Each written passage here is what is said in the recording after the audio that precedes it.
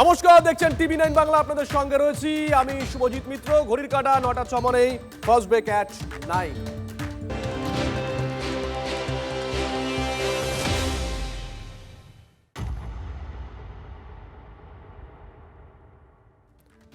গতকালই কলকাতার ফুলবাগান থেকে গ্রেপ্তার করা হয়েছে উদয়ন গুহকে। আজ আদালতে পেশ করা হবে তাকে। একাধিক তোলাবাজির অভিযোগে গ্রেপ্তার করা হয়েছে প্রাক্তন উত্তরবঙ্গ উন্নয়ন মন্ত্রী উদয়ন গুহকে। ফুলবাগানের ফ্ল্যাট থেকে গতকাল গ্রেপ্তার করা হয় দিনহাটার প্রাক্তন বিধায়ককে। তাকে আজ ভোরে নিয়ে যাওয়া হয় দিনহাটায়। একাধিক অভিযোগ রয়েছে তার বিরুদ্ধে। সুমন কল্যাণ আমাদের সঙ্গে রয়েছেন, আমাদের সহকর্মী। যাব সুমনের কাছে। সুমন, দুটো প্রশ্ন। এক, কোন অভিযোগের ভিত্তিতে গ্রেপ্তার করা হয়েছে উদয়ন গুহকে? আর দুই, অনেক ক্ষেত্রে দেখা যায় যে একটা অভিযোগের ভিত্তিতে কাউকে গ্রেপ্তার করা হলেও অন্যান্য অভিযোগগুলো ট্যাগ করা হয়, অন্য থানায় মামলা তাকে শো অ্যারেস্ট করা হয়। এক্ষেত্রে উদয়ন গুহর বিপদ কতটা বাড়তে পারে? কটা মামলার খারাজ হচ্ছে? দেখো, বহু মামলা রয়েছে উদয়ন গুহর বিরুদ্ধে এবং এই দিনহাটা থানাতেই কিন্তু একাধিক মামলা রয়েছে এবং বেশ কিছু মামলায় চার্জশিটও হয়ে গেছে এবং সেখানে উদয়ন গুহর নাম অনেক মামলাতেই হয়তো নেই। যে অভিযোগগুলো দায়ের হয়েছিল, মূলত যে মামলার প্রেক্ষিতে উদয়ন গুহ গ্রেপ্তার হয়েছেন, সেই মামলাটি হচ্ছে 419/2026 মামলা। অর্থাৎ এই মামলাতে অভিযোগকারী যেটা জানিয়েছেন যে 2016 সালে এই দিনহাটা পুরসভা তার কাছ থেকে ঘর দেওয়ার বাবদ ৪৫,০০০ টাকা নিয়েছে। আর সেই ৪৫,০০০ টাকা নেওয়া হয়েছে নিয়ম বহির্ভূতভাবে। মূলত অভিযোগ কিন্তু এটাই। আর এই অভিযোগের ভিত্তিতেই কিন্তু গতকাল কোচবিহারের পুলিশ কলকাতা থেকে উদয়ন গুহকে তার ফ্ল্যাট থেকে গ্রেপ্তার করে দিনহাটায় আজকে ভোরবেলা নিয়ে এসছে। মামলাটা কি?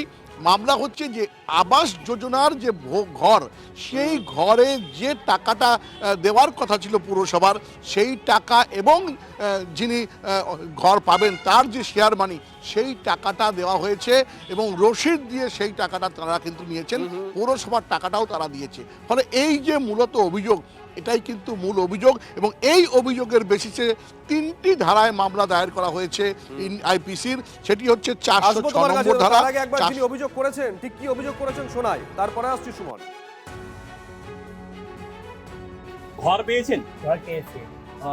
ঘর বাবদ কত টাকা নিয়েছে? 45,000 টাকা নিয়েছি। প্রথমে কত টাকা, তারপরে কত টাকা? একবারই 45,000 টাকা দিয়েছি। কিন্তু আপনার কাছে কত টাকা রিসিভ দিয়েছে? 25,018। 25,000 টাকা। আজকে আদালতে গিয়েছিলেন? হ্যাঁ, কে আদালতে জানিয়ে এসছে? অবশ্যই জানাইছি। হ্যাঁ, কি জানালেন? এই তো যা বলার সেই জানাইছি। এইটা আপনি এই ঘরে, মানে এইটার সংসার চলে আপনার? আমরা ডাল ভাত খাই, মাছ ভাত তো খেতে পারি না, ডাল ভাত খাই, ভাত খাই।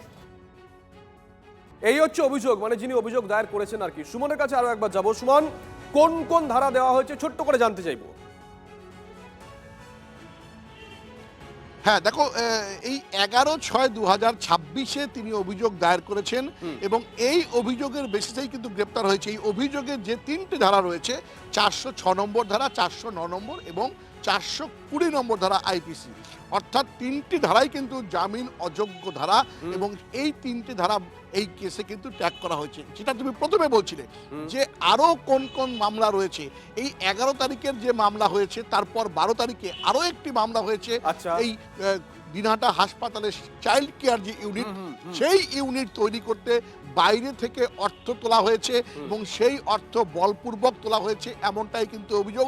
সেই অভিযোগটা যিনি করেছেন গতকাল তার বক্তব্য দর্শকদেরকে আমরা শুনিয়েছি, মানে এই নির্দিষ্ট অভিযোগটা যিনি করেছেন। কিন্তু উদয়ন গুহ গতকাল তাকে যখন অ্যারেস্ট করেছে পুলিশ, তখন আমাদের সহকর্মী সুশোভন পৌঁছে গেছিল, একমাত্র টিভি9 বাংলার ক্যামেরা পৌঁছে গেছিল। ঠিক কি বলেছেন তিনি একবার শোনাই। কি বলবেন? যেভাবে গ্রেফতার করেছে কি বলবেন? কিচ্ছু বলবো না। কি বলবেন?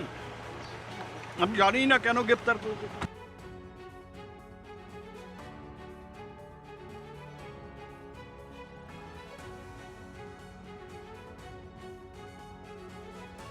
তখনই অ্যারেস্ট হওয়া হয়েছিল, সমাজ বিরোধীর মতো কথাবার্তা।